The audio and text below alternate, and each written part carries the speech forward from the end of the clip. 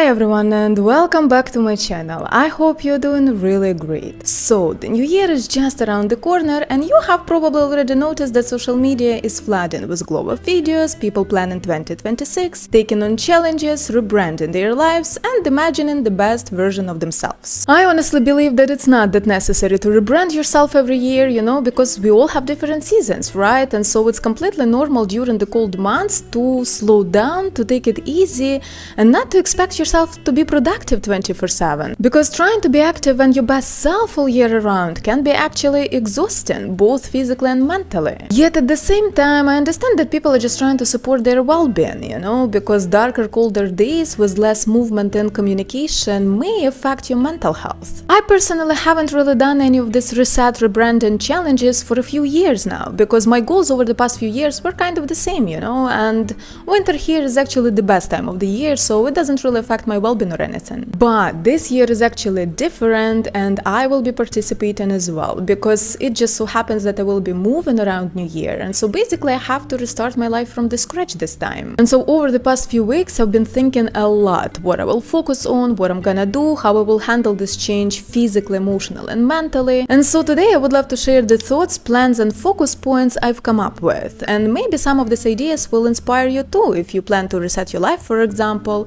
or just want the next year to be more intentional, If you're new here, my name is Anastasia, and here on my channel we talk about social media trends, recent events and all things wellness. And before we start, I just want to remind you to follow me here on YouTube not to miss any future uploads, and of course to support my channel and support my work. And well, now get comfortable, grab your cozy drink, grab your notebook and let's begin.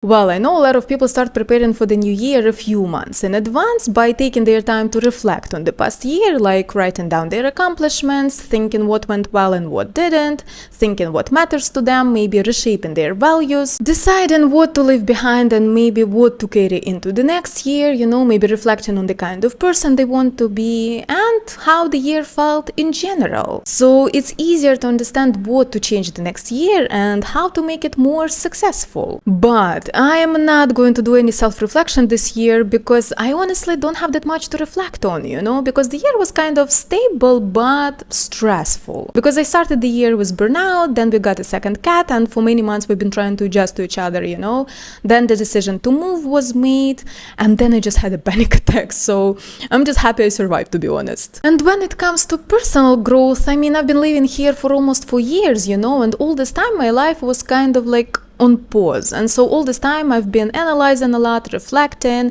rethinking my values, what kind of person I was, am and want to be, what's going on in general, where I'm moving in life and everything, So at this point I feel like I've done a huge amount of work. I've really changed a lot. I'm really happy about that, and so right now I just want to breathe out, I just want to do what makes me happy.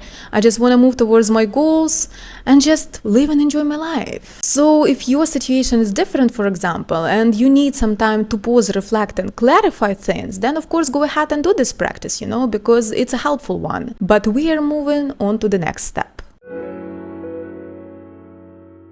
So the first thing I'm gonna do to reset my life is of course decluttering my space. Honestly, I'm one of those people who feels super overwhelmed when there is too much stuff around, So usually I'm trying to have fewer things, the ones that are meaningful and essential to me, the ones that I use and love, and maybe things that hold some emotional value. But of course I'm just a human, and I also sometimes need some cheap dopamine, and plus I've been living here for almost 4 years, so of course I ended up with a few things that aren't really that necessary, let's say, right? And so this year, especially because I'm moving, I'm planning to declutter my space as much as possible. So basically I will be going through everything, like clothes, books, papers, documents, random stuff I have, whatever, because I want to keep only things that truly serve me right now. Luckily, as I said, I don't have that much stuff in general, because I've been moving around a lot and never really settled for a long time in one place for the past 11 years, so it's not gonna be that difficult for me. But if you, for example, have a lot lot of things, and you've been settled somewhere for a long time, then of course it's gonna be a bit more difficult for you,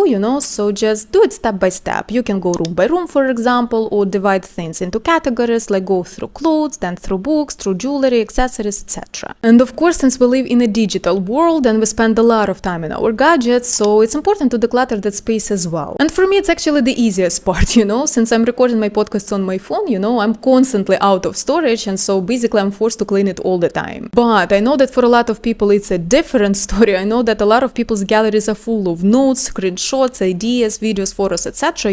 So if it's your case, for example, then it might be actually helpful to go through that too, and maybe keep only what truly matters to you or what you're actually using. For example, what personally helps me is having everything organized between my devices and apps. If it's personal photos or videos, for instance, I usually create folders by year on my laptop, just transfer them from my phone and then delete everything from the gallery. If it's something like outfits, ideas, recipes, books I want to read, movies I want to watch, for example, or some creative ideas, I usually create boards on Pinterest and just keep everything there. And if the visual part is not that important, for example, content ideas, quotes, or random thoughts, right? So I just write them down in my notes app and delete the screenshots, So this way I keep what truly matters to me and my phone stays clean and organized. I know that for some people decluttering physical space and gadgets can be difficult because some stuff hold emotional value, right? Or sometimes we think that we're gonna use it later or whatever, but in reality, the more stuff and information we have around us,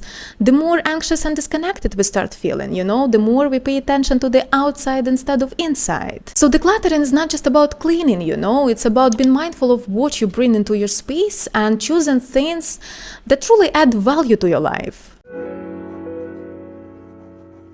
The next important step, the one that sets tone and direction for your year, is of course setting goals. I've honestly always tried to balance things, like to set goals in every area of life, but if I've learned anything over the past few years, it's that it's really hard to balance everything, and usually when you try, life becomes kind of a mess, at least for me. And so if you want your year to actually feel productive, I think it's better to choose 2, 3, 4 main areas of life and just focus on them consistently. Of course, what areas to choose depends entirely on you, right? On what you want to achieve, to improve, to change. But this year, I personally decided to focus just on work and on myself. So when it comes to work, honestly, things are actually pretty simple and clear for me this year, because I want to find some stable, permanent job, just to feel secure. And so that's gonna be the first and main goal. The second goal is to continue working on my social media, especially my YouTube channel, of course. The next goal is to continue working on some freelance projects I have,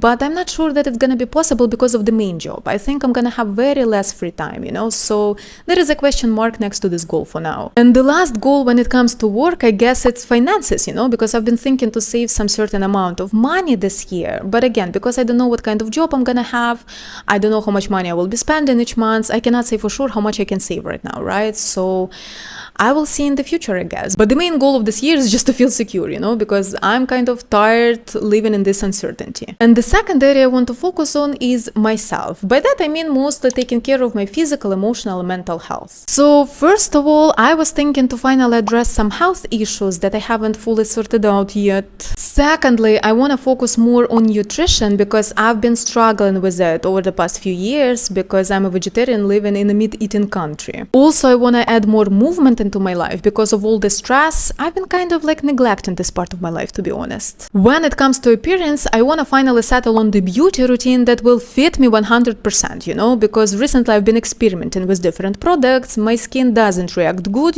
so I just want to know for sure what works best for me, stick to this routine, not to overthink it, not to waste my time, etc. I also want to refresh my wardrobe because I was not updating it for a few years, because there was no necessity, to be honest. And right now I feel like I changed, but my wardrobe did not, you know what I mean? Like the clothes I have right now just don't reflect me. And lastly, I guess I just want to do more things that bring me joy, things that make me happy, and I also want to learn new skills. But we won't go into details right now because we're gonna talk about it a bit later. So yeah, these are my main goals for the year ahead, honestly, I did not add any relationship goals because my husband is gonna be on distance.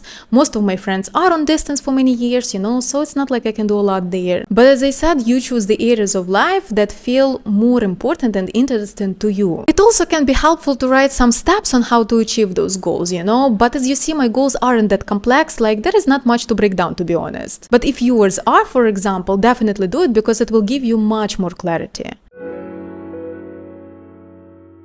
The next important step, the one that will help you to meet your goals, to stay organized and stress less about daily decision making, is of course creating a routine. Well, here of course it's important to focus on the goals you've set, things you would love to improve, for example, and pay attention to things that help you to feel healthier and better overall, and then already to build your routine around that. The most important thing to know about building a routine is that any change is first of all stress for us, right? And so it's important to build routine gradually, step by step, giving your body and mind time to adjust. Well, now let's talk about my routine and what I plan to include in it, right? So first of all, I wanna start waking up early. Actually, a couple of months ago, I already started working on fixing my sleep schedule, and it was going pretty well. But then I had panic attack, and I don't know, but I just started to feel scared to fall asleep because it's like I cannot control how I feel while I'm sleeping. I don't know, it's just weird, but because of that, my sleep schedule got messed up again, and now I have to start over. The next thing I definitely plan to include in my routine is, of course, movement. So I've been planning to do 3 strength training plus mobility workouts a week, and on the other days, I was thinking to focus more on walking, running, or maybe trying some new types of sports. The next thing I was thinking to include in my routine is, of course, skincare. As I already mentioned, not only because it's good for my skin and it's really helpful, but also because it's pleasant, I just want to have this me time. Also, I'm definitely going to add meditation to my routine because, as I said, I have problems with anxiety and stress, so I need to do something to calm myself down.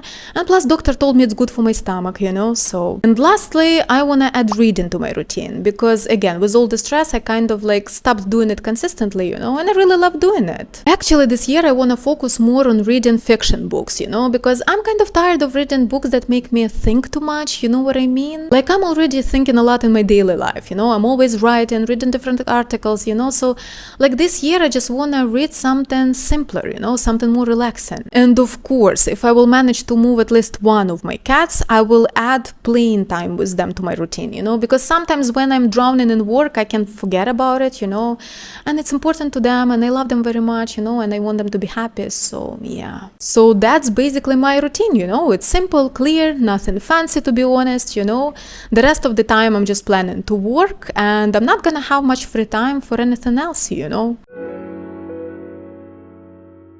And I guess the last thing I would recommend focusing on if you really want to reset your life is, of course, experiences. Because only when we constantly put ourselves into new environment and situations, we can truly change and grow and make our year more memorable and fulfilling. Also, I always recommend making lists so you don't forget or miss anything, Plus, you can always add to them something later if needed. You can do it in your notebook, in your notes app, or anywhere that feels most comfortable for you. So when it comes to experiences, the first thing I recommend writing is things that you've been putting off for a long time. Because usually, first of all, those unfinished things make us feel kind of stuck, And so when we finally start doing them, it lightens that psychological weight and gives us the sense of relief and satisfaction. And secondly, of course, very often the things we've been postponing are related to our interests and dreams, So finally, doing them brings us a lot of joy and happiness and gives us energy and motivation for new experiences and achievements. So, for example, this year, I'm planning to take courses that I've been wanting to take for so many years, but just physically could not do it before. Also, I want to learn how to play tennis properly, and I've been thinking to try to paint with oil, because usually I'm painting with other colors, but I really like how the oil looks on the canvas. The next thing I would recommend writing down is, of course, all the new things you would love to try, because exactly trying new things helps us to go out of our comfort zone, opens our mind, and of course helps us to grow. I actually have a huge list of things I would love to try, but probably the main things I would love to focus on this year are the pottery and piano lessons. The next thing I would recommend writing down is what I like to call a lazy list, It's actually a few lists. So these are the things you can do on lazy days or whenever the opportunity comes up, Basically, if you get to them, wonderful. If not, not a big deal. So here I usually include things like books you would love to read, series or movies you would love to watch, maybe some good things you would love to do, like acts of kindness, nice, maybe things you would love to buy, places you would love to visit, etc. And the last thing I would recommend writing down, probably the most enjoyable one to be honest, is creating a little celebration ritual, something that will lift your mood and bring you positive emotions, something that will add a bit more of value and joy into your life. And so I actually have a couple of things I would love to do this year that I've been thinking about for a long time. And the first one is creating a beautiful jar or a box, and putting in it little pieces of paper with all the beautiful moments I noticed throughout the year. And then at the end of the year, I want to open it and go through those moments, just not to take things for granted, to be more mindful and grateful. And the second thing I would love to start doing is buying myself flowers each week. Because right now, usually I buy them once a month, but I saw this video somewhere that in one of the European countries, people actually set aside the budget for flowers and buy it for themselves every week, and I think this is such a beautiful tradition. I mean, of course, I love and appreciate when my husband gives me flowers, but I want to do it also for myself because it kind of feels like a small act of self-love, like a small act of support and appreciation. So yeah, that's basically how I'm planning to approach this year, These are the main points and thoughts that I wanted to share with you today about resetting your life and making your year more intentional, joyful, and fulfilling. As I said, I hope some of these ideas will help you or inspire you to make your own changes or add a little extra care and celebration into your days. Well guys, I hope you enjoyed today's podcast. If you have any thoughts, ideas or tips of your own, just feel free to share them in the comments because I think it's gonna be pretty helpful and useful for others, And of course, maybe I can add something else to my plan. As always, don't forget to like this video and follow me here on YouTube not to miss any future uploads and of course to support my channel and support my work. And today I just want to wish you a beautiful and joyful year ahead. Of course, thank you for watching today's video. Have a beautiful, beautiful day and I will see you in the next one.